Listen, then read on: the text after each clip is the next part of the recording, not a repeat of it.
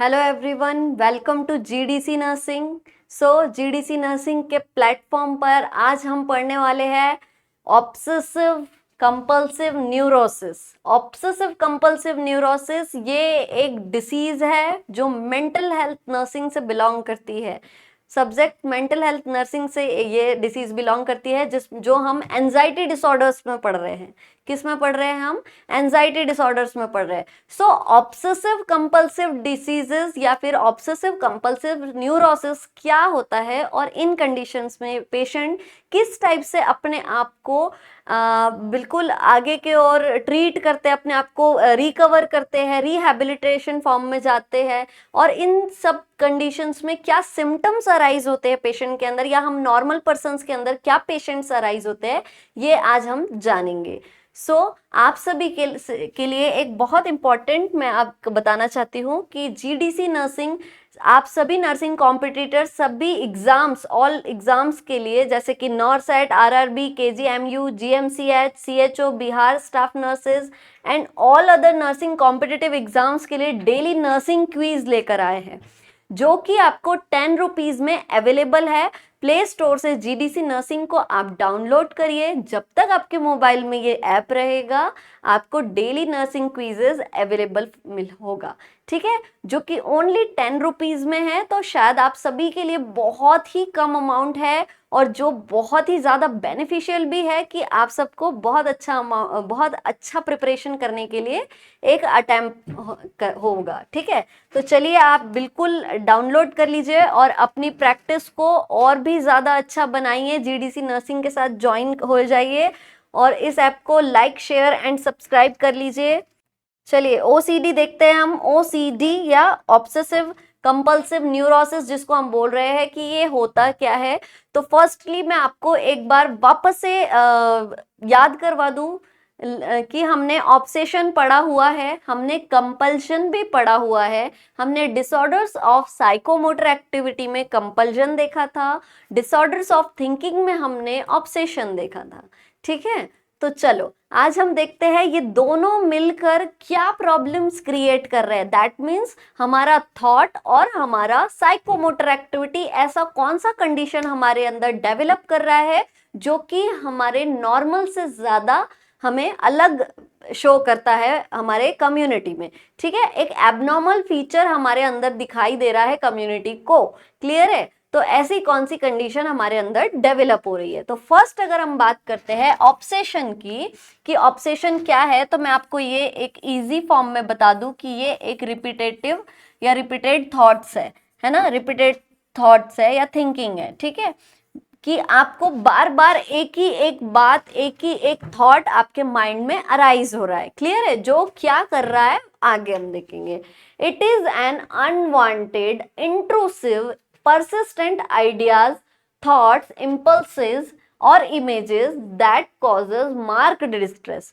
That means कि ऐसे unwanted ideas, ऐसे unwanted impulses आपके mind में generate हो रही है, आपके thought formation के अंदर आ रही है, जिसके वजह से आपको एक मतलब एक डिस्ट्रेस कंडीशन आपके माइंड में हो रहा है, जिसको रिलीव करने के लिए आप क्या करते हो, तो उस कंडीशन से परेशान होकर उसको कम करने के लिए या उससे फ्री होने के लिए आप अपना साइकोमोटर, मतलब जो आपको थॉट आ रहा है आप वो काम कर रहे हो, आप अपना साइकोमोटर एक्टिविटी परफॉर्म कर रहे हो, ठीक है। तो फर्स्ट ऑब्सेशन की अगर हम बात करें तो ऑब्सेशन का मतलब होता है रिपीटेड थॉट्स, है ना, बार बार एक ही टाइप का विचार हमारे माइंड में आना, ठीक है। तो बार बार अगर जब आपके माइंड में एक ही टाइप का विचार आ रहा है तो आप क्या कंडीशन करोगे? कंपल्जन, ठीक है। क्या करते हो आप? कंपल्जन। कंपल्जन का मतलब क्या होता है? कंपल्जन का मतलब होता है रिपीटेड एक्ट या repeated psychomotor activity. Repeated psychomotor activity, so it denote unwanted repetitive behaviour, it denote unwanted repetitive behaviour patterns और mental act that are intended to reduce anxiety. जो क्या कर रहा है? एंजाइटी को रिड्यूस करने के लिए किया जा रहा है। एक साइकोमोटर एक्टिविटी है जो कि अनवांटेड रिपीटेटिव फॉर्म है या अनवांटेड रिपीटेटिव बिहेवियर है, जो किस चीज के लिए किया जा रहा है?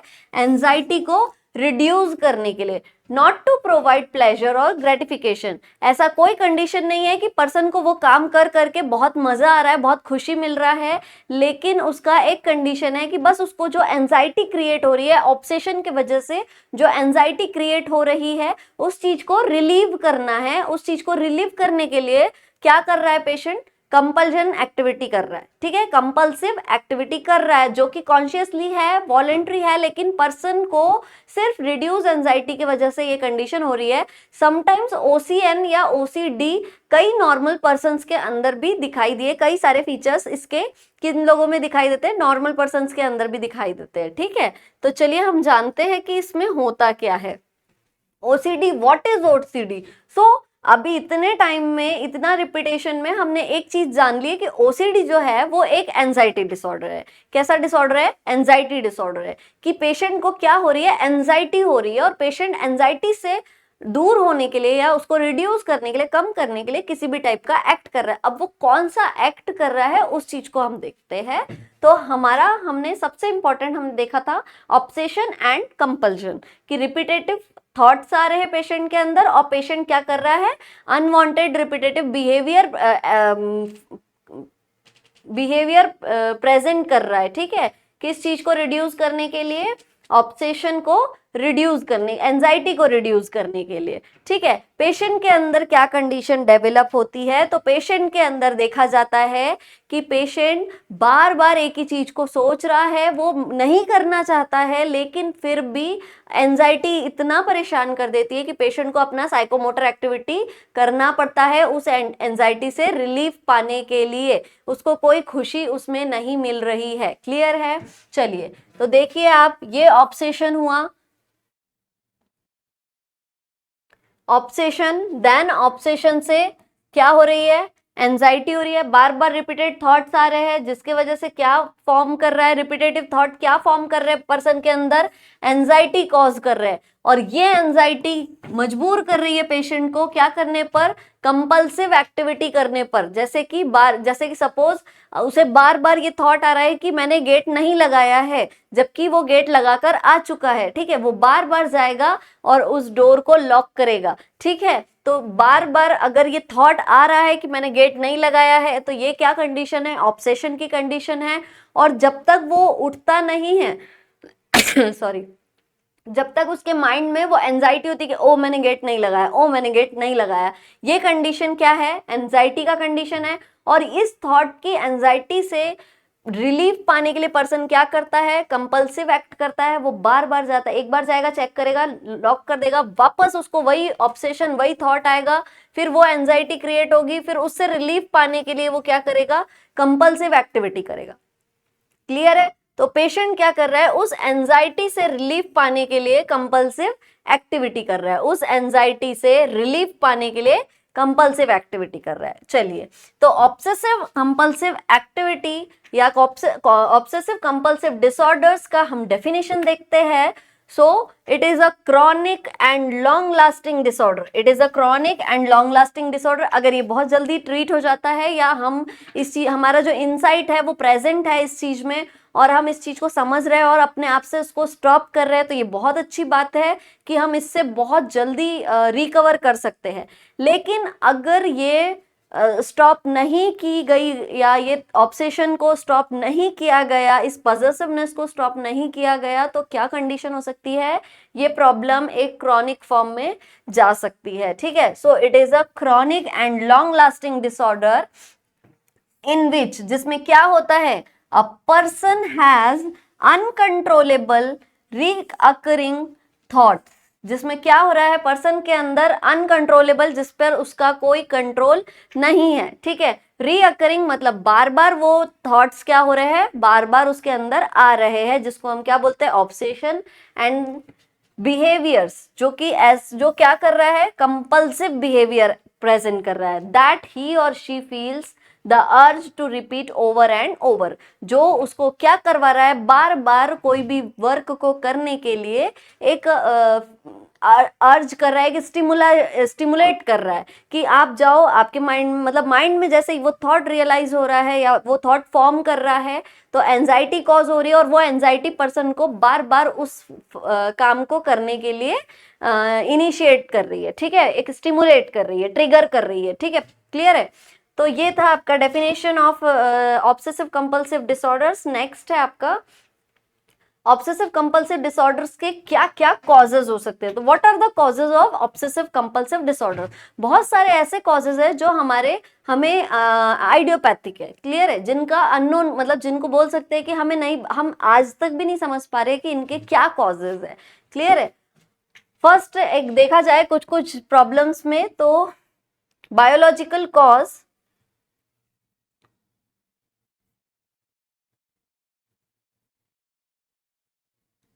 सॉरी, ओके, फर्स्ट है बायोलॉजिकल फैक्टर्स में अगर हम देखें तो फर्स्ट डिग्री रिलेटिव्स आ रहे हैं, और सेकंड है आइडेंटिकल ट्विंस। सपोज अगर एक प्लेजेंटा से दो बेबीज कनेक्ट है तो कई सारी चीजों से एक बेबी है वो थोड़ा सा वीक होगा, जिसके वजह से उसको कंफर्मेशन, एक कॉन्फिडेंस नहीं आएगा, जिस वजह से क्या होगा उसके माइंड में ये थॉट्स इस टाइप के बनते रहेंगे, रिपीटेड फॉर्म में थॉट्स क्या होगा बनते रहेगा। ओके, नेक्स्ट है आपका neurotransmitter, imbalance of serotonin. Serotonin का लेवल डिक्रीज हो जाने की वजह से पेशेंट के अंदर क्या कंडीशन देखने के लिए मिलती है, ओसीएन की कंडीशन देखने के लिए मिलती है। न्यूरो एनाटॉमिकल फैक्टर जैसे कि abnormal brain structure and activity in patient with OCD, ठीक है।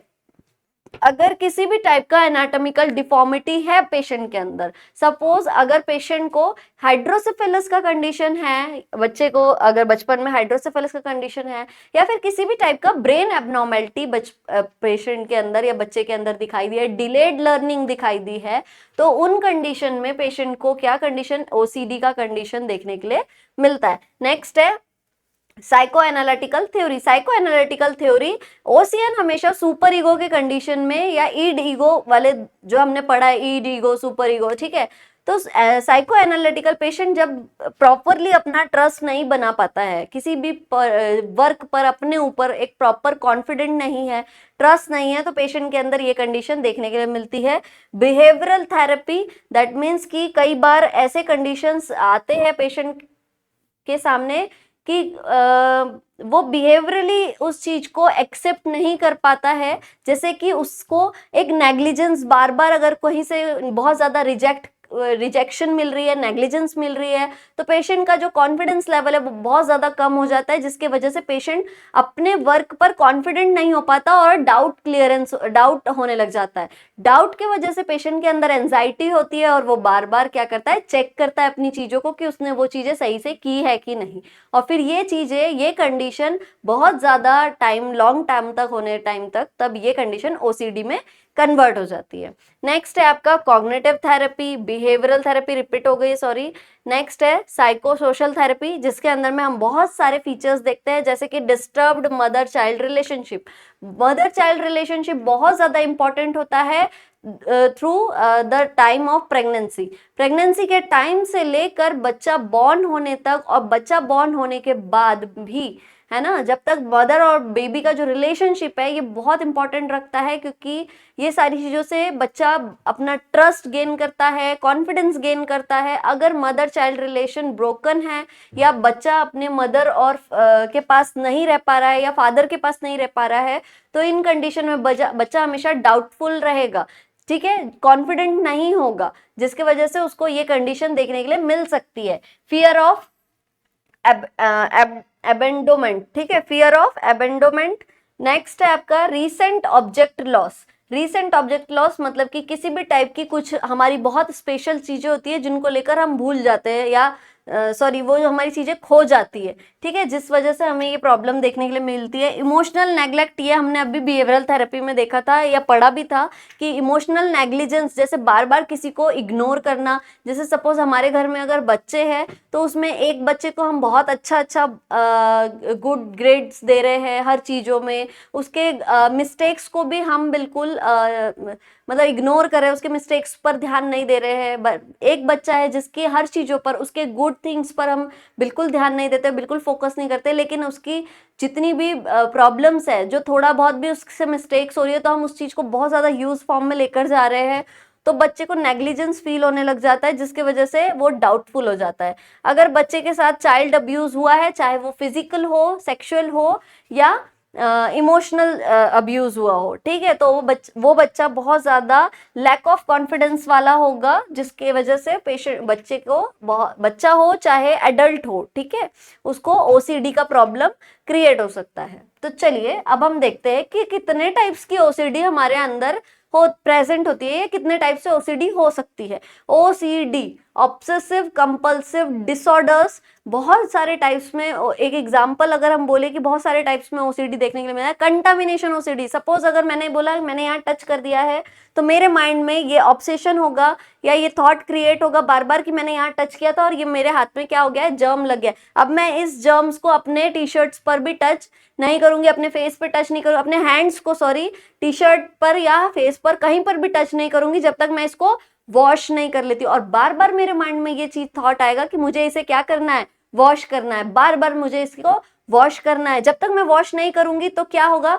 मेरा एंजाइटी रिड्यूस नहीं होगा। क्लियर? जब तक मैं इसको वॉश नहीं करूंगी तो मेरा एंजाइटी रिड्यूस नहीं होगा। तो ऐसी कंडीशन जिनके भी साथ होती है, या हम बोले कि जिन जिन के अंदर ये इस टाइप के बिहेवियर देखने के लिए मिलते हैं, तो हम उसे बोलते हैं कंटामिनेशन ओसीडी, कि जर्म्स का ऑब्सेशन होना, जर्म्स को लेकर एक फियर हमारे माइंड में आना, एक इरेशनल फोबिया होना। ठीक है, इरेशनल फियर का मतलब होता है फोबिया। और ऐसा कोई फोबिया जैसे कि जर्म हमारे हाथ में लगा, हमने कहीं पर भी कुछ भी टच किया, दैट मीन सब चीजें गंदी थी, अब मुझे हैंड वॉश जब तक नहीं करूंगी तब तक कहीं पर भी टच नहीं कर सकती हूँ।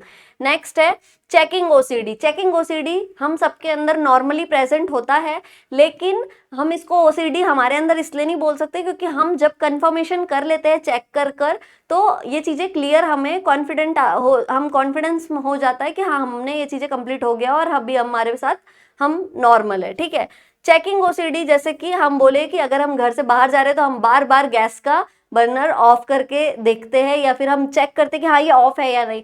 जब हम घर में से कहीं बाहर जाते हैं तो जब हम लॉक लगाते हैं तो लॉक को खींच कर देखने की हम सबकी आदत होती है। तो ये होता है आपका चेकिंग ओसीडी, कि हम चेक करें। अगर हमने लॉक को एक बार नीचे करके देखा है, मतलब खींच कर देखा है, और वो कंफर्म है कि वो लॉक्ड है, और फिर हम इजीली कहीं पर पे भी जा रहे हैं, ठीक है, तो ये नॉर्मल कंडीशन है। एक या दो बार चेक करना नॉर्मल कंडीशन है, लेकिन बार बार पर्सन, आप देख रहे हो, कोई पर्सन को देख रहे हो जो एक बार वहां तक जा रहा है, एक मतलब थोड़ा ही अपने मेन गेट तक जाता है, फिर वापस आता है, फिर वो वापस से उस लॉक को खींचता है, फिर वापस उस गेट तक जाता है, उसको वो थॉट आता है, फिर वो वापस ऊपर साइकोमोटर एक्टिविटी परफॉर्म करते हुए आता है, वापस साइकोमोटर एक्टिविटी परफॉर्म करता है, लॉक को खींच कर देखता है, एक कंफर्मेशन लेता है, देन फिर जाता है उस गेट तक, जाते तक वापस वो ऑब्सेसिव कंडीशन में आता है, फिर एंजाइटी को रिड्यूस करने के लिए आगे नहीं बढ़ पाता, स्टेप नहीं ले पाता है, वो कॉन्फिडेंट ही नहीं है, उस चीज की कंफर्मेशन ही नहीं है। तो ये आपका क्या कहलाता है, चेकिंग ओसीडी।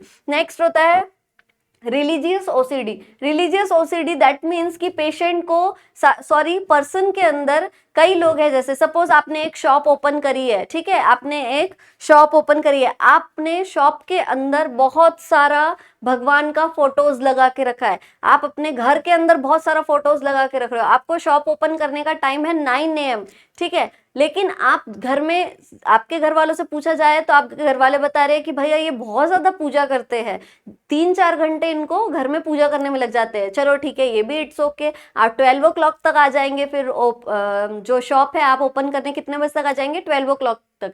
पर 12 o'clock पर अगर आप शॉप में आ रहे हैं और उसके बाद फिर आप 3 to 4 hours जो शॉप में आपने भगवान के फोटोज लगा कर रखे उन पर आप अपना टाइम दे रहे हैं, ठीक है, फिर उसके बाद आपको ये भी माइंड में है कि अभी 4 बजे से फिर वापस मंदिर ओपन होने जाने हैं, फिर मुझे मंदिरों में भी जाकर एक एक भगवान की पूजा करनी है, एक एक भगवान को भोग लगाना है।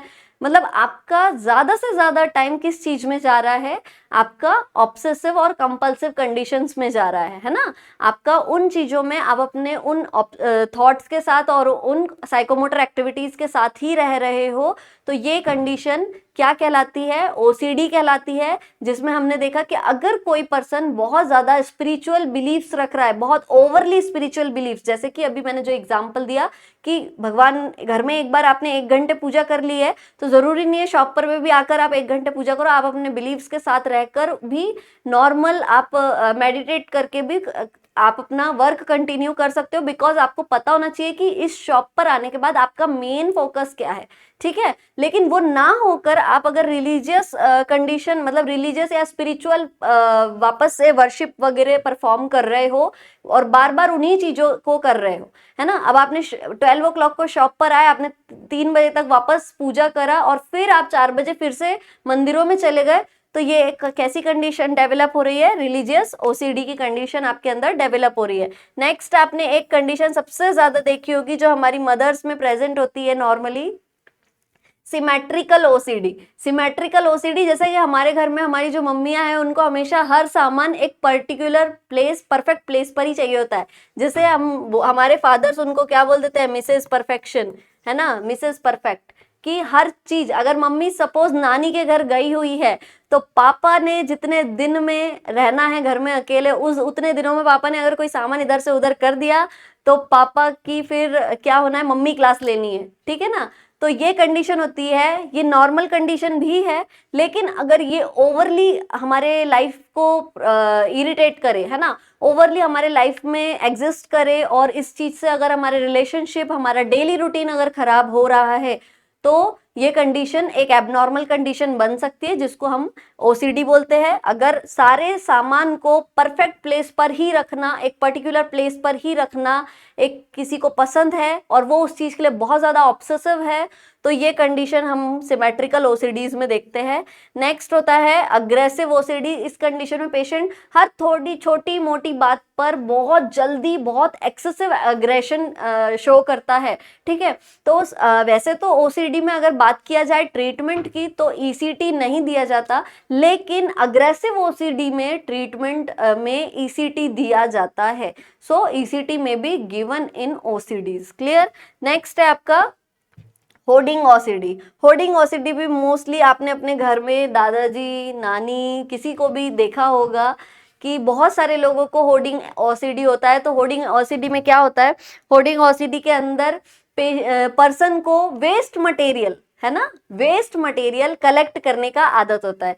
कि वेस्ट मटेरियल कलेक्ट करना दैट मीन्स जैसे कोई भी पुरानी चीज है तो वो उन्हें फेंकने नहीं देते, वो बोलते नहीं इसको अभी संभाल के रखो, इसका काम पड़ेगा, ठीक है। बहुत सारा ऐसा वेस्ट मटेरियल कलेक्ट करके रखते हैं और उसे लाइफ टाइम कभी कोई हमें कोई काम नहीं आता है, बट फिर भी वो उसे फेंकने नहीं देते। क्लियर है। तो जैसे कई हम लोग देखते हैं कि कई सारे बर्तन ऐसे होते हैं, कई सारे गिफ्ट्स ऐसे होते हैं, तो हमारे दादाजी, नानी या कोई भी घर का कोई भी पर्सन, जरूरी नहीं है कि वो ओल्ड एज ही हो, कोई भी पर्सन ऐसे होते हैं जो बोलते हैं कि नहीं इसको रहने दो, घर में रहने दो, इसका काम आएगा, ठीक है। तो उन्हें ऐसा अपने माइंड में एक ऑब्सेशन होता है कि ये चीजें, ये वेस्ट चीजें हमारे काम आ सकती है और वो फ्यूचर का सोचकर उस चीज को कभी फेंकने नहीं देते हैं। तो इस कंडीशन को हम बोलते हैं होर्डिंग ओसीडी। तो आज आप जाकर देखिए कि आपके फैमिली में किस किस को होर्डिंग ओसीडी है, किस किस को सिमेट्रिकल ओसीडी है, किस किस को रिलीजियस ओसीडी है और किस को कंटामिनेशन ओसीडी है, ठीक है।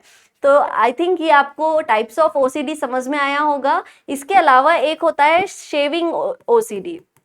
शेविंग ओसीडी में मोस्टली ये मेल में प्रेजेंट होता है जो कि 18 to 24 ईयर्स के होते हैं, जिनमें जो शेविंग आने लगती है वो बहुत जल्दी मतलब अपना बियर्ड को शेव करना चाहते हैं, मतलब ऑल टाइम वो क्लीन शेव रखना चाहते हैं, जिस वजह से उनको मतलब थोड़ा भी हेयर आना बिल्कुल पसंद नहीं होता है। वो थोड़ा भी हेयर आता है, जैसे मॉर्निंग में भी क्लीन कर रहे हैं, फिर इवनिंग में भी या नेक्स्ट डे भी। प्रोफेशनली अगर बात करी जाए तो ये अलग होता है, अपने प्रोफेशन में अगर नहीं है वो कंडीशन, तो प्रोफेशन के लिए आप अगर डेली शेविंग कर रहे हैं वो एक अलग कंडीशन है। लेकिन अगर कोई पर्सन ऐसा है जो मॉर्निंग में भी शेव कर रहा है, इवनिंग में भी फ्रेशन अप होने के पहले शेव कर रहा है, तो ये एक प्रॉब्लम है, ठीक है। तो ये थे आपके टाइप्स ऑफ ओसीडीज। चलिए नेक्स्ट हम ओसीडी में आगे बढ़ते हैं और देखते हैं रिस्क फैक्टर्स ऑफ ओसीडी। क्या कौन कौन से रिस्क फैक्टर्स होते हैं ओसीडी के? तो सबसे इंपॉर्टेंट रिस्क फैक्टर है आपका फैमिली हिस्ट्री। अगर आपको जेनेटिकली या इनहेरिटेंट प्रॉब्लम्स के वजह से आपके अंदर ये कंडीशन आ रही है तो आपका बहुत इंपॉर्टेंट फैक्टर है क्या? Family history. ठीक है, जिसमें नेक्स्ट है आपका न्यूरोट्रांसमीटर्स। अगर इम्बैलेंस ऑफ न्यूरोट्रांसमीटर्स है तो आपको ओसीडी होने के चांसेस हो सकते हैं। ऑब्सेसिव पर्सनालिटी, मतलब कि आपको एक डाउटफुल कंडीशन में रहते हैं हमेशा, आपको किसी भी चीज को लेकर एक कॉन्फिडेंस नहीं आ रहा है, आपके माइंड में बार बार रिपीटेड थॉट हर बार आते हैं हर चीजों को लेकर, तो आपके अंदर ओसीडी होने के चांसेस ज्यादा है। तो इंसिडेंस रेट की अगर हम बात करें तो 2 to 3% पर्सन्स यहाँ पर अवेलेबल है ओसीडीज के। एंड नेक्स्ट अगर हम बात करें सेक्स रेशियो की तो मेल और फीमेल दोनों इक्वली प्रेजेंट है, दोनों के अंदर इक्वली ये प्रॉब्लम्स देखी गई है ओसीडी की। ठीक है, चलिए नेक्स्ट हम देखते हैं क्लिनिकल मैनिफेस्टेशंस। क्या क्या क्लिनिकल मैनिफेस्टेशंस होंगे? तो फर्स्ट है आपका एंजाइटी। ये हमने पहले भी बताया, पेशेंट को ऑब्सेशन की वजह से एंजाइटी होगा और एंजाइटी को रिलीव करने के लिए क्या करेगा? Compulsive activity. प्योर ऑब्सेशन भी एक क्लिनिकल मैनिफेस्टेशन है कि पर्सन्स के अंदर सिर्फ बार बार थॉट्स ही बहुत ज्यादा प्योर फॉर्म में थॉट आते ही रहते हैं।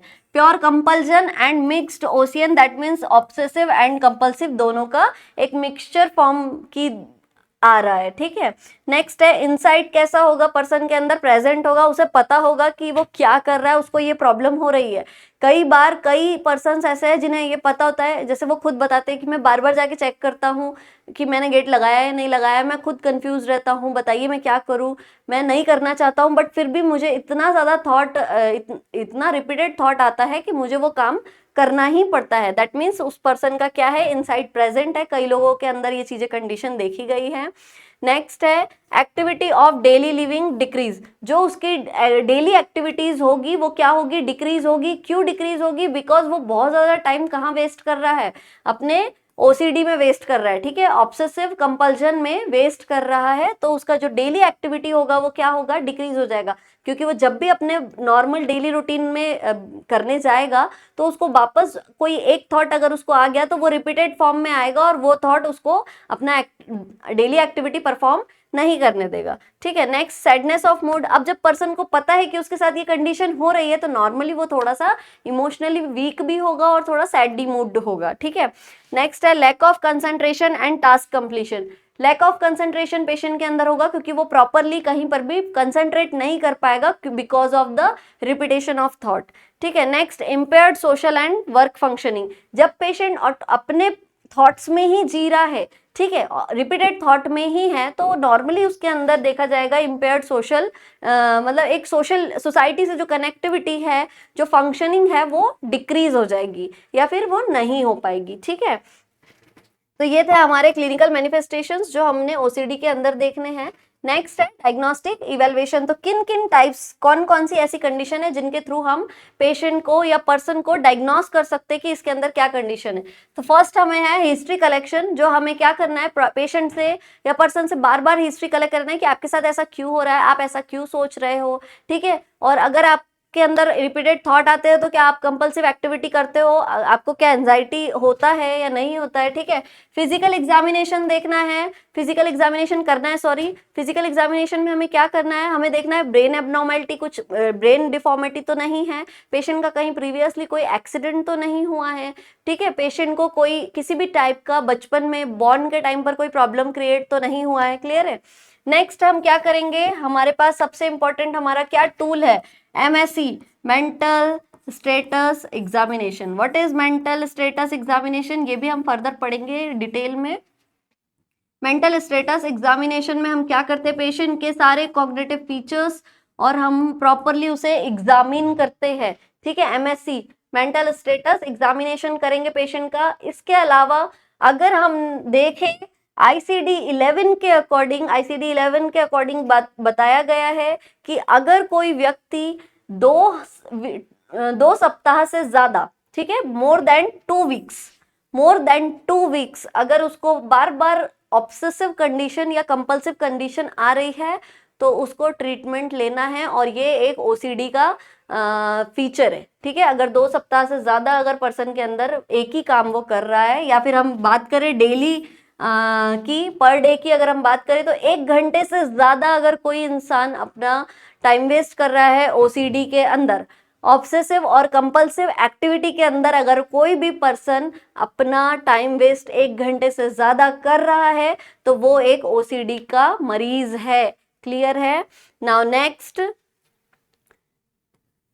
थायराइड प्रोफाइल हमें चेक करनी है पेशेंट की। क्यों थायराइड प्रोफाइल चेक करनी है? बिकॉज पेशेंट को क्या जो हाइपोथायरॉयडिज्म के पेशेंट देखे हैं हमने, उन पेशेंट्स में रेसिंग थॉट मिला है, मतलब बार बार बहुत जल्दी जल्दी उनके माइंड में थॉट्स क्रिएट होते हैं, रेसिंग थॉट्स, है ना, बार बार क्रिएशन ऑफ थॉट्स के वजह से इनके अंदर ऑब्सेशन हो सकता है। क्लियर है? इसके अलावा हम क्या करेंगे, वाइबॉक स्केल। वाइबॉक स्केल क्यों क्या है वाइबॉक स्केल? तो चलिए अब अपन इसको देख लेते हैं, ये वाइबॉक स्केल क्या होती है और ये डायग्नोस्टिक फीचर्स में क्यों ऐड किया गया है।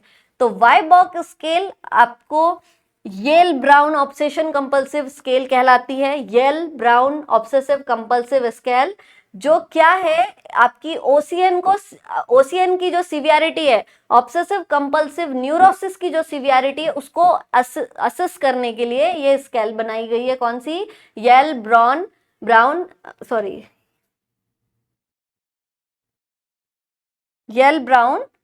ऑब्सेसिव कंपल्सिव स्केल, ठीक है। वाई बॉक्स का आपको शायद फुल फॉर्म समझ में आ गया होगा।